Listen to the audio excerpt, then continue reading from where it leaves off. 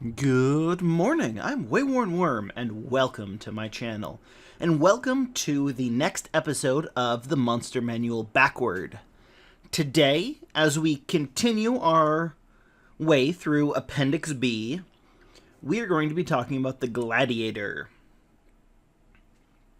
So, starting off with the stat block as normal, the Gladiator is a medium humanoid, any race, any alignment. He's got a decent armor class with studded leather and a shield. Pretty good hit points at 112. Speed 30 feet. Bonuses to everything but intelligence, with a high bonus in strength and con. +2s in dex and charisma, and a +1 in wisdom. Saving throws that they're trained in are strength, dexterity, and constitution at +7, +5, and +6. Skilled in athletics and intimidation. A rather low passive perception of 11, but again, with such a low wisdom, kind of what you'd expect. They know any one language, usually common, and are challenge rating 5.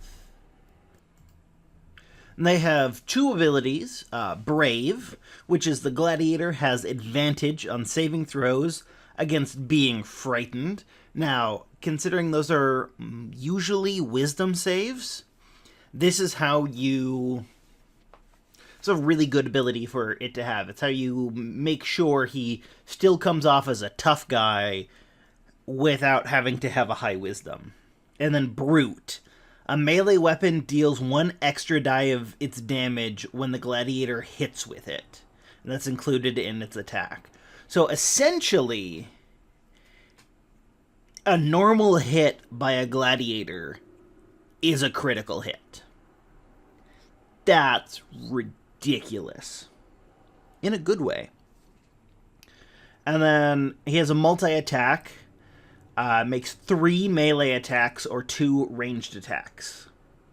And they have a spear, +7 to hit with a reach of 5 feet, or it's a ranged weapon if you want to throw it. The hit does 2d6 +4, or 2d8 +4 if used with 2 hands. However, if he does use it with 2 hands, he will not have his shield, so you'll have to remember to lower the armor class by 2. And then a shield bash, which obviously he has to have his shield to do that. I say he, but that's primarily because most gladiators that have actually existed well enough to have records for were males. But especially in your fantasy setting, you have no obligation to make sure that. I just want to make that clear. I am using the pronoun he. It's not meant to limit. Anyway, with that little side tangent done, let's talk about the shield bash. It's a melee attack, +7 to hit. It also has a reach. Does 2d4 +4, and if the creature is a medium, or if the target is a medium or smaller creature, which is going to be most humanoids, in fact, I think all humanoids, it must succeed a DC 15 strength saving throw or be knocked prone. And remember, the big thing about being knocked prone is it takes half your movement to stand up, and there are a couple other... In fact, let me just interrupt myself and read out what being prone does, just in case you need a little refresher. A prone creature's only movement option is to crawl, unless it stands up and thereby ends the condition. The creature has disadvantage on attack rolls, and an attack roll against the creature has advantage if the attacker is within 5 feet of the creature. Otherwise, the attack roll has disadvantage. So what that usually means is Melee attacks have advantage, range attacks have disadvantage. However, reach is a thing. Or you can have a melee or a ranged attack from right next to them. And then the Gladiator also has the reaction of parry. The Gladiator adds 3 to its AC against one melee attack that would hit it. To do so, the Gladiator must see the attacker and be wielding a melee weapon. So that just makes the Gladiator even harder to hit. So if you rolled an attack against the Gladiator that hits his armor class of 16, but is 16, 17, or 18, the DM would parry to cause it to miss. Unless, and I don't think that there's any thing in the entirety of D&D that does this. If you hit by more than you needed, some even worse effect happens. I think the closest that it comes is critical hits, but if I'm wrong, please let me know. I don't think I am, though. Okay, Gladiators. Battle for the entertainment of raucous crowds. Some gladiators are brutal pit fighters who treat each match as a life or death struggle, while others are professional duelists who command huge fees but rarely fight to the death. So, what they're trying to capture with the Gladiator is all forms of people who fight for entertainment. Whether it is like the still image you're seeing here, where it's a Roman-style gladiatorial combat to the death, or a just normal fight between two people and they're not trying to kill each other because they're both professionals. They might even like each other. So, how I would use a Gladiator. Honestly, I'd probably use a Gladiator exactly as intended, where it would be some sort of entertainment. They battle for entertainment. Whether it is whether you're in like a village and it's a couple of villagers, and the Gladiator is the champion. That's a small, battle with fists in a hastily roped off little arena, or again, large Romanesque gladiator style combat. Yeah. So remember, they can be any alignment, although I don't really think alignment is going to play a factor in the Gladiator. I think they can be good or evil, and it's not really going to change anything. But what will change things is race. Dwarves would make good gladiators. So would half-orcs. One of the big reasons why half-orcs would make awesome gladiators is their ability that the first time in a given day that they would be brought to 0 hit points, they are instead brought to 1. Which, assuming it's a one-on-one fight, that will give your half-orc another round. And if it's a close battle, another round could be all they need. Another thing that I would do is I would change out the weapons.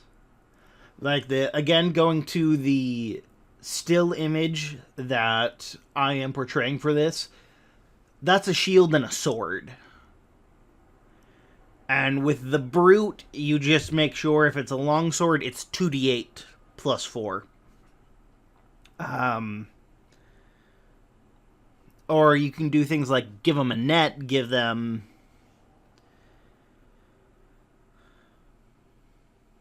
really any weapon. Yeah. And that's a good way to kind of vary up your gladiators and as just give them different weapons, maybe give them different armor, maybe give them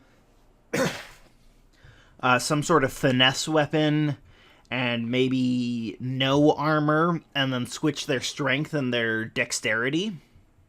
So their dexterity is a +4.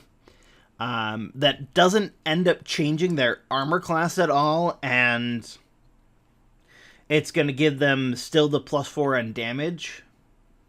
However, as you describe this gladiator, they're going to seem very different.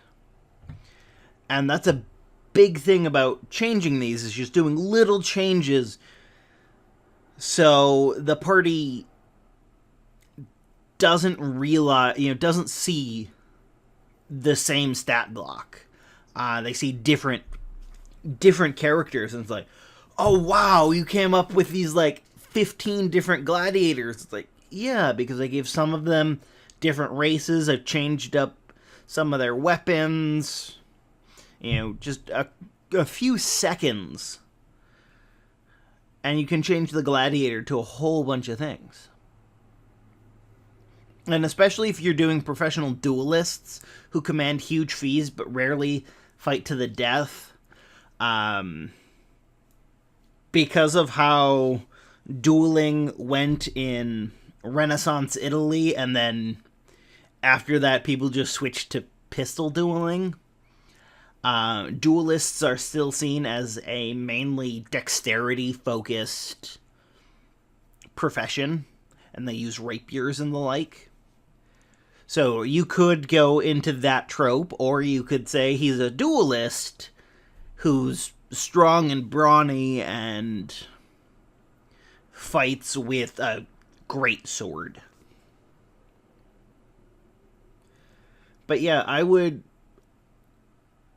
I don't think I would use a gladiator outside of a entertainment fight.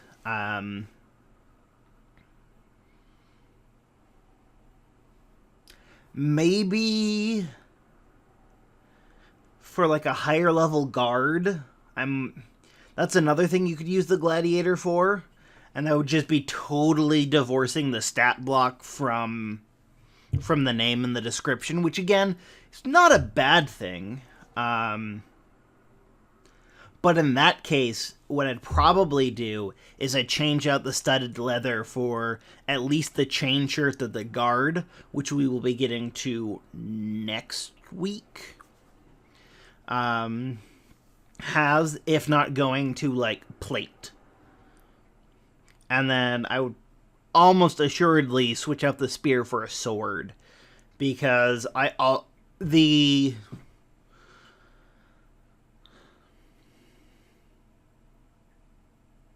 what I was going to say. I cut myself off and forgot what I was going to say. That's terrible. The stereotypical version of a high level guard is uses a sword instead of the shield that the lower level guards do. And also, if you wanted to have a gladiator that is less powerful, a guard wouldn't be a bad stat block to use. It pretty much just takes away the brave, the brute, the multi-class, and the shield bash, and the parry. And most of the health. So, yeah. That's probably what I would do with a gladiator if I wanted to use him outside of being a gladiator. I'd probably make him a higher level guard. So that should be everything for this week on the Gladiator. Thank you so much for listening. Tomorrow, make sure to tune in where we will see a continuation of The Stolen Land. And next Wednesday, The next episode of the Monster Manual Backward will be the Guard and the Knight. Thank you.